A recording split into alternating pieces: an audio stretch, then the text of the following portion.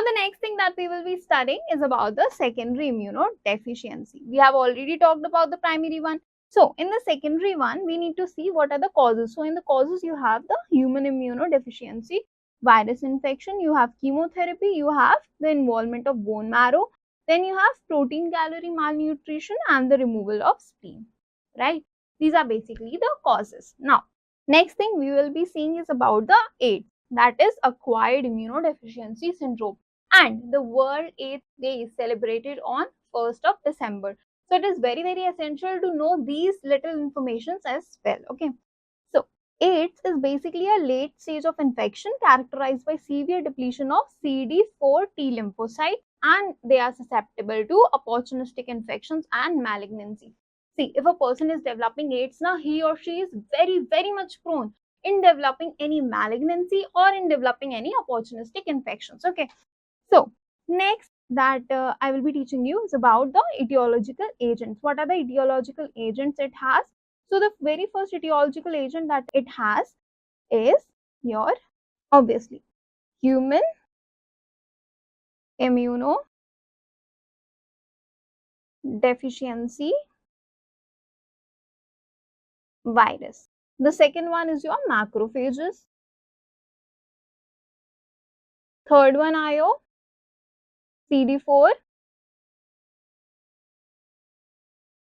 T lymphocytes. Then you have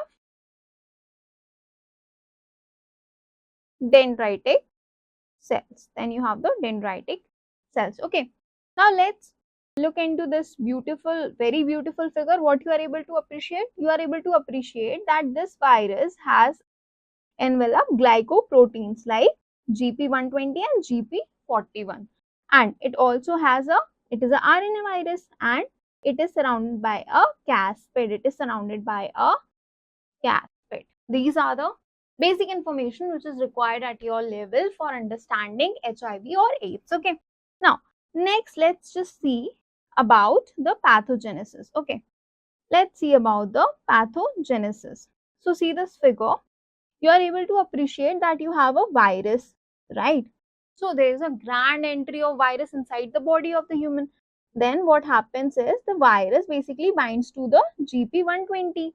As a result of which, what will happen? There will be membrane fusion, and after that there will be fusion of HIV membrane with the host cells, and then the virus will enter the human body, and then there will be virus replication that will be happening inside the body, and finally the virus is released. Okay, I am writing for you also, so you are able to understand it in a better way.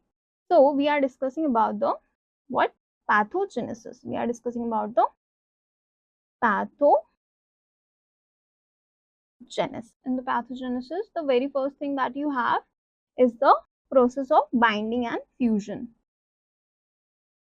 Binding and fusion. So what is happening here? The GP120 basically binds to CD4 molecule. It basically binds to the CD4 molecules. After that, what happens is there is binding to receptor. After that, what happens is there is a interaction. Interaction is there, which allows viral envelope to fuse with host cell membrane. Okay, so this is the first process that occurs, that is the process of binding and fusion. The GP120 basically binds to the CD4 molecules, then it binds to the receptor. After that, there is an interaction between the viral envelope and host membrane. Second step is the process of internalization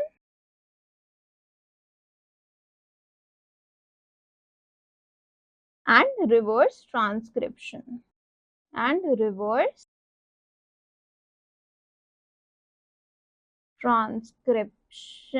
Okay, Second you have is the internalization and the reverse transcription. So what is happening here is the virus basically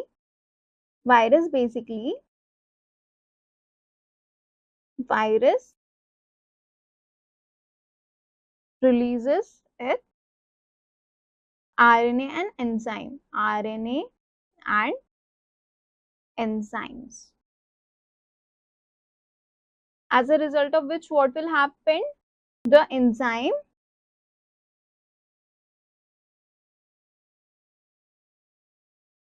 reverse transcriptase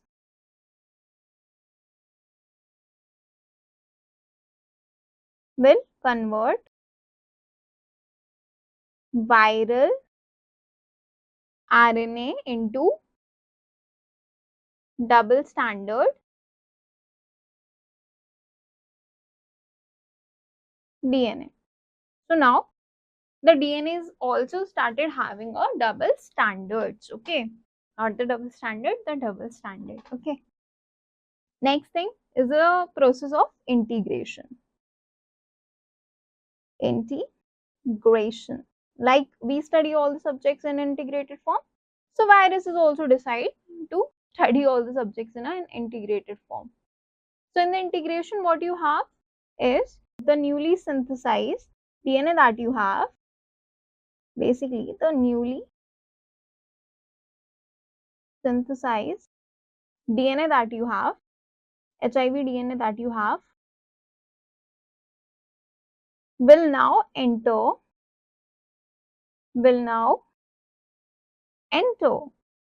now it has enter the host cell.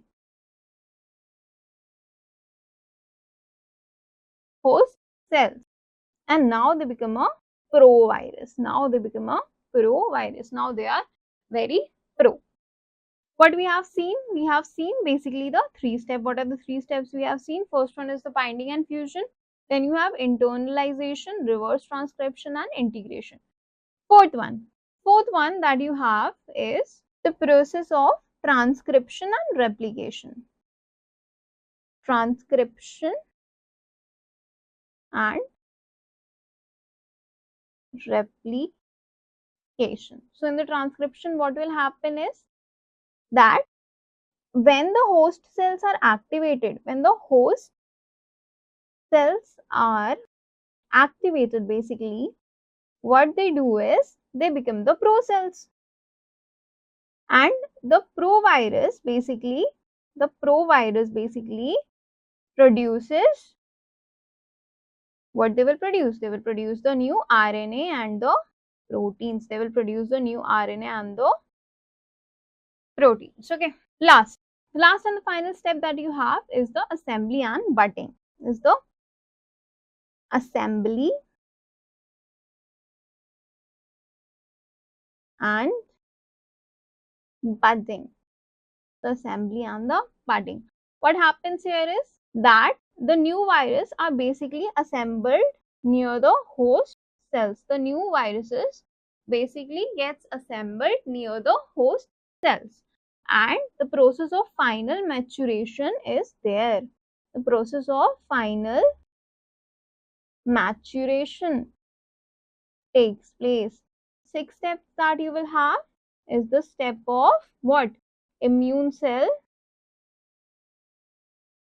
depletion, because we have seen in our first lectures that the end result of everything is the dissolution, right?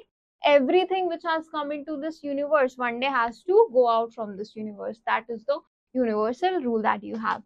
So the 6th step is that of the immune depletion. Now what happens is this HIV basically destroys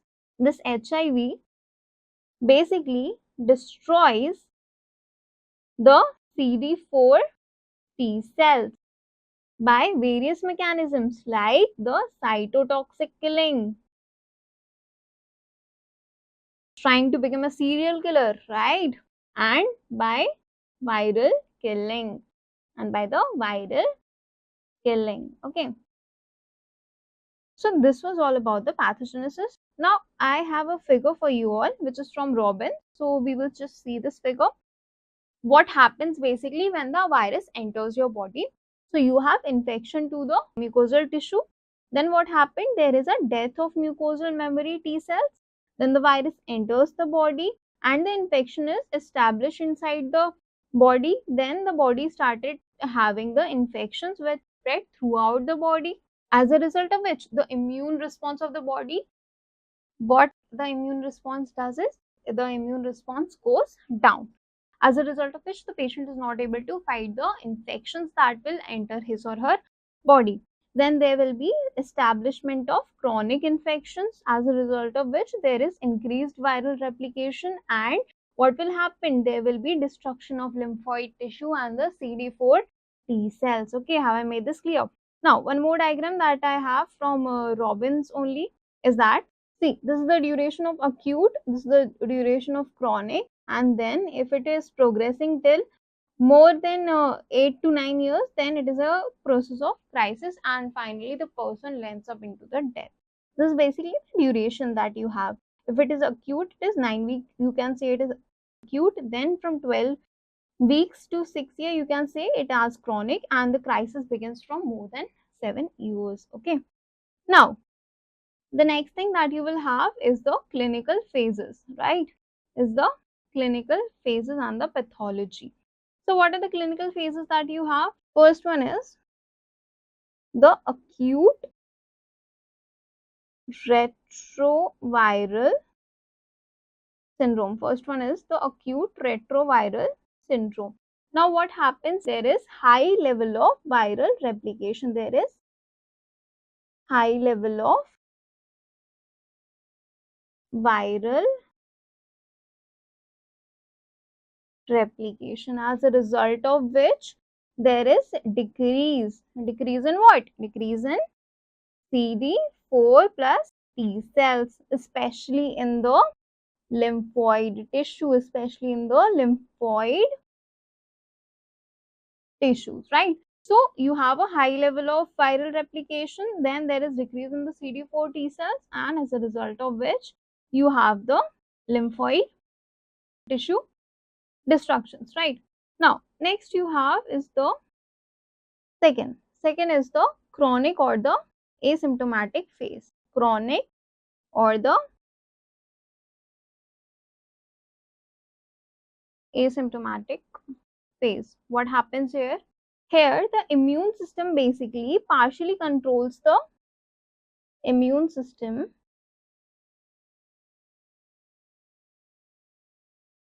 partially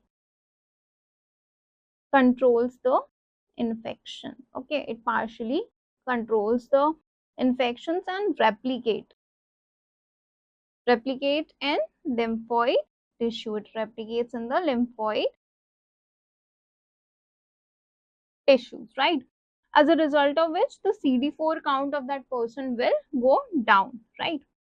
The clinical features that you will have, the person is mainly asymptomatic for a longer duration, right? Next that you have are the opportunistic infection that are there. Opportunistic infection.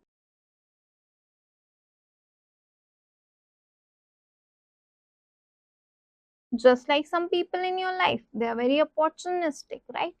As soon as you start to grow, there will be some people who will know better what I'm trying to say. I don't want to say that. Leave. Okay. So the first thing that you have is the protozoal infection. The protozoal. In the protozoal, the first thing that you have is the pneumocystic